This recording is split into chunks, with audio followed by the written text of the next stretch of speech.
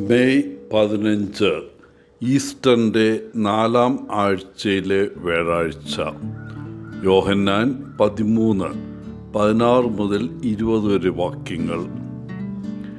ഇന്നലത്തെ സുവിശേഷത്തിൻ്റെ തുടർച്ചയാണ് ഇന്നത്തേത്. ഈ ഭൂമിയിലെ തൻ്റെ സമയം വളരെ പരിമിതമാണെന്ന് യേശു മനസ്സിലാക്കുന്നു. തൻ്റെ വേർപാടിനായി ശിഷ്യന്മാരെ ഒരുക്കേണ്ടതുണ്ട്. തൻ്റെ ശിഷ്യന്മാർ തൻ്റെ ശുശ്രൂഷ തുടരണമെന്ന് യേശു ആഗ്രഹിക്കുന്നു. വൃത്തികെട്ടതും പൊടി നിറഞ്ഞതുമായ അവരുടെ പാദങ്ങൾ കഴുകുക എന്നതാണെങ്കിൽ പോലും അവർ പരസ്പരം സേവിക്കണമെന്ന് അവൻ ആഗ്രഹിക്കുന്നു. യേശു ചെയ്തതുപോലെ അവർ ചെയ്യണം. യേശു അവരെ പഠിപ്പിച്ചു, അവരെ സേവിച്ചു, അവരെ ആഴമായി സ്നേഹിച്ചു.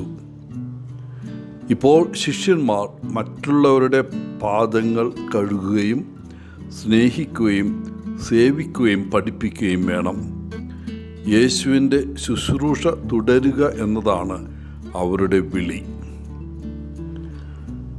മറ്റുള്ളവരെ സേവിക്കുന്നതിൻ്റെ പ്രാധാന്യം യേശു വ്യക്തമായി ഊന്നിപ്പറയുന്നു. അവൻ അവരോട് പറയുന്നു, ഞാൻ അയക്കുന്നവനെ സ്വീകരിക്കുന്നവൻ എന്നെ സ്വീകരിക്കുന്നു, എന്നെ സ്വീകരിക്കുന്നവർ എന്നെ അയച്ചവനെ സ്വീകരിക്കുന്നു. അതെ, യേശു തൻ്റെ ശിഷ്യന്മാർ ദൈവത്തെയും പരസ്പരവും സ്നേഹിക്കണമെന്ന് ആഗ്രഹിക്കുന്നു. എന്നിരുന്നാലും അവർ കണ്ടുമുട്ടുന്ന ഓരോ വ്യക്തിയെയും അവർ സ്നേഹിക്കണം. അവർക്ക് ആ വ്യക്തിയെ ഇഷ്ടപ്പെട്ടില്ലെങ്കിൽ പോലും യേശു ചെയ്തതുപോലെ അവർ എല്ലാവരെയും സ്നേഹിക്കുകയും സേവിക്കുകയും വേണം. ആരെയും അവരുടെ സേവനത്തിൽ നിന്നും സ്നേഹത്തിൽ നിന്നും ഒഴിവാക്കരുത്. ഇത് നമുക്ക് വലിയൊരു വെല്ലുവിളിയാണ്. എനിക്ക് സഹായിക്കാനോ സേവിക്കാനോ ആഗ്രഹിക്കുന്ന ആളുകളെ തിരഞ്ഞെടുക്കുന്നത് വളരെ പ്രലോഭനകരമായേക്കാം. നമ്മുടെ നമുക്ക് ഇഷ്ടമുള്ള ആളുകളോടും നമുക്ക് സ്വാഭാവികമായും കൂടുതൽ അടുപ്പം തോന്നുന്നു എന്നതാണ് യാഥാർത്ഥ്യം. എന്നിരുന്നാലും യേശുവിനെ പിന്തുടരുവാൻ നമ്മൾ ശരിക്കും ആഗ്രഹിക്കുന്നുവെങ്കിൽ അവിടുത്തെ പരിചരണം, ശ്രദ്ധ, ക്ഷമ, പിന്തുണ എന്നിവ ആവശ്യമുള്ള ഓരോ വ്യക്തിയിലേക്കും നാം എത്തിച്ചേരേണ്ടതുണ്ട്. നമ്മൾ മറ്റുള്ളവരെ പരിപാലിക്കുമ്പോൾ ഒരർത്ഥത്തിൽ നമ്മൾ അവരുടെ കാലുകൾ കഴുകുകയായിരിക്കും.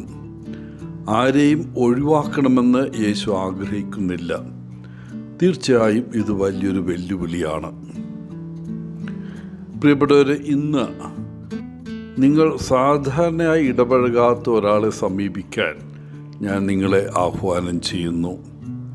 ആ വ്യക്തിയുമായി ഒരു ചെറിയ സംഭാഷണം നടത്താം. അല്ലെങ്കിൽ നിങ്ങൾക്ക് ആർക്കെങ്കിലും ഒരു മൊബൈൽ സന്ദേശം അയക്കാം, ആശംസ കാർഡ് അയക്കാം. നിങ്ങൾ അവരെക്കുറിച്ച് ചിന്തിക്കുന്നു, അവർക്ക് വേണ്ടി പ്രാർത്ഥിക്കുന്നു എന്നവരെ അറിയിക്കാം. അങ്ങനെ മറ്റൊരാളുടെ കാലുകൾ കഴുകാൻ നിരവധി മാർഗങ്ങളുണ്ട്. ഇതിൽ എന്തായിരിക്കും നമ്മൾ ഇന്ന് ചെയ്യുക? എല്ലാവർക്കും നല്ലൊരു ദിനം ആശംസിച്ചുകൊണ്ട് ഒത്തിരി സ്നേഹത്തോടെ പോളച്ചൻ, CSSR ഫ്രം ബാംഗ്ലൂർ.